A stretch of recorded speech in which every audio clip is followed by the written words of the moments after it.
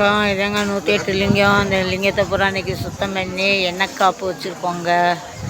ஆமாங்க, இது சுருளி மலைங்க. சுருளி மலையில் வச்சுருக்க கோடி லிங்கம். இன்றைக்கி உழவார் பணி இங்கே நடந்துக்கிட்டு இருக்குது.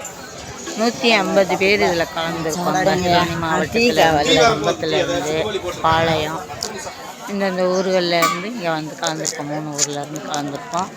வேலை நடந்து முடிஞ்சு. ஆமாங்க. சிவாய நம்ம சிவாய வாழ்வநாதன் தான் வாழ்க. இமைப்பொழுதும் எந்த நெஞ்சில் நீங்காத தாழ்வாழ்க.